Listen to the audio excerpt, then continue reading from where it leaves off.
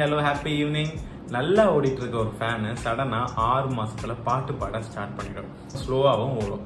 அதுக்கப்புறம் என்ன ஆகும்? ஐயோ மாலா, எரிச்ச தாங்க முடியலடி. பேன 12ஆம் நம்பர்ல வை. ஐயோ 12க்கு எங்க போறது? இருக்கிறதே 5 தான். ஃபுல்லா தான் ஓடிட்டு இருக்கு. அதான் எக்ஸ்ட்ரா ஃபேன் வச்சு காத்தடிச்சிட்டு இருக்கமே, பத்தாதா? அது ஏன் பத்தாம போகுதுன்றத பாத்துருவோமா? வீட்டில் அதிகமாக யூஸ் பண்ணுற எலக்ட்ரிக்கல் ஐட்டம்லேயே ஃபேன் தான் நம்ம ஜாஸ்தி யூஸ் பண்ணுறோம். இப்போ ஃபேன் ஓடிட்டு இருக்கும்போது ஏசி ஹீட்டர்னு சொல்லிட்டு வெவ்வேறு பொருளை நம்ம யூஸ் பண்ண ஸ்டார்ட் பண்ணும்போது ஃபேனில் இருக்கிற பால் பேரிங் உள்ள ராட் செட்டில் இருக்கிற ஆயில் வந்து கம்மியாக ஸ்டார்ட் ஆகிடும்.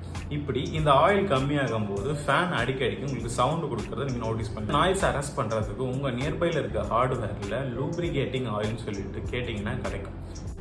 இந்த லூப்ரிகேட்டிங் ஆயிலை ஃபேனுக்கு மேலே கரெக்டாக மார்க் பண்ணிருக்கிற இடத்துல கண்டென்சருக்கு கீழே 2-3 ட்ராப் அதில் போர் பண்ணிங்கன்னா இன்ஸ்டன்ட்லி ஃபேன் ஸ்பீடாகவும் சவுண்ட் அரெஸ்ட் ஆகுதையும் உங்களால் பார்க்க முடியும். 3 மாதத்துக்கு ஒரு வாட்டி மெயின்டைன் பண்ணிங்கன்னா ஃபேன் எப்பவுமே சவுண்ட் இல்லாமல் ஸ்பீடாக ஓடுறதுக்கும் சான்சஸ் இருக்குது. இப்படி நிறைய சிவில் ஐடியாஸோட நான் வரேன் உங்களுக்கு கிளாரிட்டி கொடுக்க. Thank you so much.